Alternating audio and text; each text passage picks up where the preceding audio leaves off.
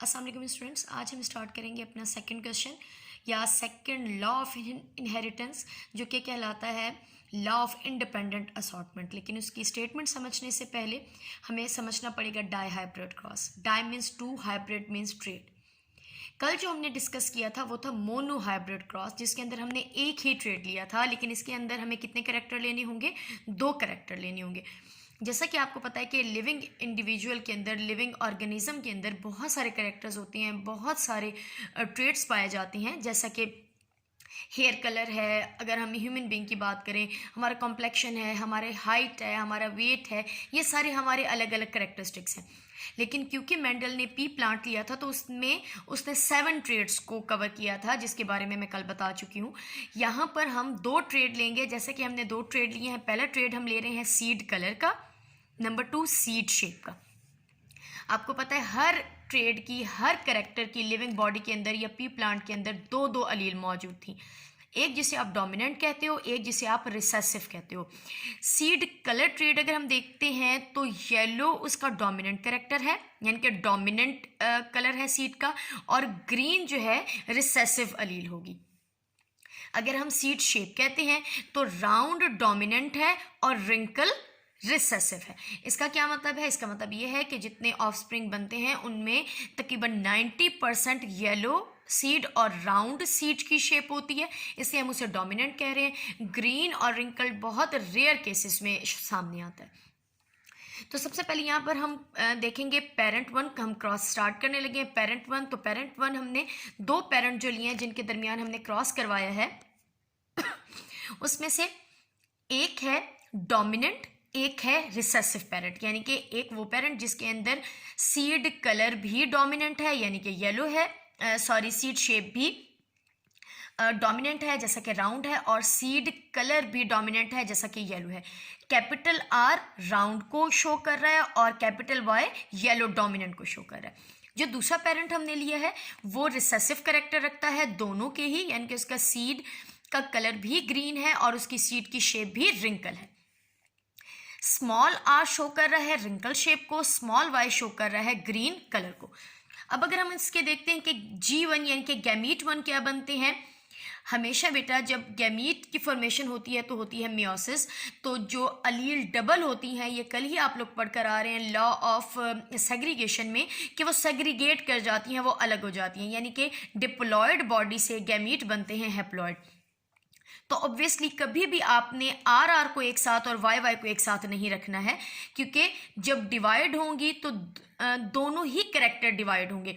तो capital R capital Y का एक गैमीट बनेगा, फिर कैपिटल आर कैपिटल वाई का दूसरा गैमीट बनेगा। सेम यहाँ पर भी जब मियोसिस हुई है तो दोनों ही ट्रेड की अलील कह सकते हैं सेग्रीगेट करके गई हैं, तो स्मॉल आर स्मॉल वाई के साथ, स्मॉल आर स्मॉल वाई के साथ।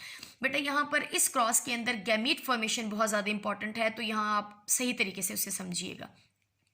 हमेशा जब मियोसिस होती है, मैं फिर से एक्सप्लेन कर रही हूँ, हमेशा जब मियोसिस होगी तो बच्चे एक ट्रेड की जो 2 अलील हैं वो दोनों ही सेग्रीगेट हो जाएंगी। जैसा कि ये एक करेक्टर था, यानी कि सीड शेप, तो इसकी 2 अलील थी, एक इस गैमीट में गई है, एक दूसरे गैमीट में गई है। यहाँ पर आप देख सकते हैं येलो कलर की, यानी कि ट्रेड की जो 2 अलील थी वो एक गैमीट में गई और दूसरे में गई है। जब इनका हम क्रॉस करवाएंगे आपस में, यानी कि ये जो 2 पेरेंट हैं इनका जब हमने क्रॉस करवाया है, तो जितने भी बेबीज बने हैं उन सब में डोमिनेंट रहा है, यानी कि वो सारे के सारे राउंड थे और येलो थे। लेकिन पेरेंट्स में और ऑफस्प्रिंग में क्या डिफरेंस है? वो होमोजाइगस डोमिनेंट थे, ये हेट्रोजाइगस डोमिनेंट है। जितने भी बेबीज बनेंगे वो राउंड और येलो सीडेड होंगे। अब हम क्या करते हैं? अब हम करते हैं F1 को क्रॉस करते हैं F1 के साथ, यानी कि हम करवाते हैं सेल्फ फर्टिलाइजेशन। जो बेबीज यहाँ पर डोमिनेंट करेक्टर वाली राउंड और येलो वाली प्रोड्यूस हुई थी, हमने उनको आपस में ही क्रॉस करवाया, आपस में ही फर्टिलाइजेशन उनकी करवाई है, जिससे आप रिजल्ट देखें क्या आया है। अब यहाँ पर भी बेटा गैमीट फॉर्मेशन बहुत ज़्यादा इंपॉर्टेंट है। कैपिटल आर आपको पता है हमेशा डिवाइड होकर जाएंगे alleles. Capital R capital Y के साथ जाएगा, फिर कैपिटल आर स्मॉल वाई के साथ, फिर आपने सेकंड लिया है स्मॉल आर कैपिटल वाई के साथ, स्मॉल आर स्मॉल वाई के साथ। जैसे यहाँ पर गैमीट्स बने हैं सेम वैसे ही यहाँ पर भी गैमीट्स की फॉर्मेशन होगी। स्टूडेंट्स अब हम चेकर बोर्ड बनाएंगे। एक पेरेंट को हमने लिया है एज फीमेल, दूसरे पेरेंट को लिया है हमने एज मेल, तो आपको सिंबल की समझ आ गई होगी। एक पेरेंट को हमने इस वे में अरेंज कर दिया है और दूसरे पेरेंट के जो गैमीट्स बने उन्हें इस वे में हमने अरेंज कर दिया। अब हम क्रॉस करने लगे हैं। Capital Y, capital R, capital Y, capital R, capital Y, फिर capital R, capital Y, capital R, small Y के साथ हम अरेंज करते जाएंगे। इसी तरह से capital R, capital Y, capital R, capital Y को हमने क्रॉस करवाया स्मॉल आर, कैपिटल वाई के साथ। सेम इस तरह से capital R, capital Y, small R और स्मॉल वाई के साथ। अब पहले हमने ये लिया है और इन सब के साथ करवाया, फिर हम सेकंड गैमीट ले रहे हैं और फिर इन सब के साथ हमने करवा दिया है क्रॉस। तो इस तरह से हमारे पास डिफरेंट तरह की अरेंजमेंट्स आ गई हैं, जिसमें से एक मैं यहाँ ये करके दिखा देती हूँ, बता देती हूँ। Small R, capital R, capital Y, capital Y, small R, capital R, capital Y, small Y. यहाँ पर देखिए थोड़ा सा चेंज आया है, small R, capital Y, capital Y. Next आप देखें स्मॉल आर, कैपिटल वाई और स्मॉल वाई।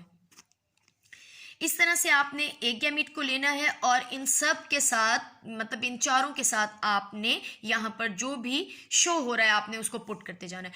बेटा ये आपका चेकर बोर्ड तभी करेक्ट बनेगा जब आपने गैमीट फॉर्मेशन सही बनाई होगी।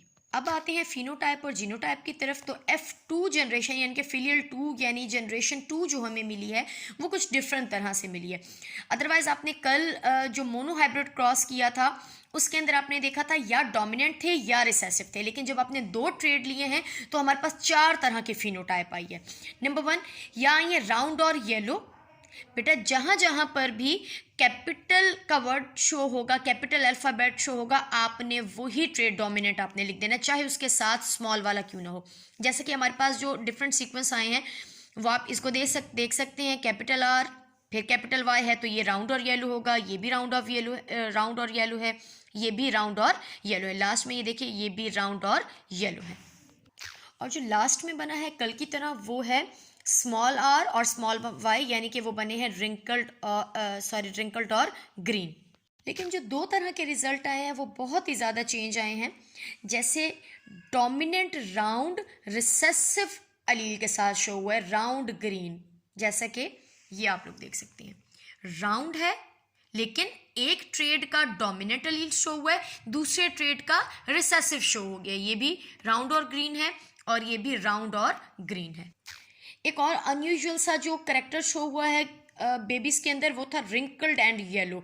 एक तरफ रिसेसिव है, एक तरफ ट्रेड डोमिनेंट है। ये आप देख सकते हैं, ये जो मैंने ब्लू के साथ बनाया है ये रिंकल्ड है, मतलब एक ट्रेड का रिसेसिव शो हो गया है, दूसरे ट्रेड का डोमिनेंट शो हो गया है। Wrinkled yellow, wrinkled yellow, wrinkled yellow.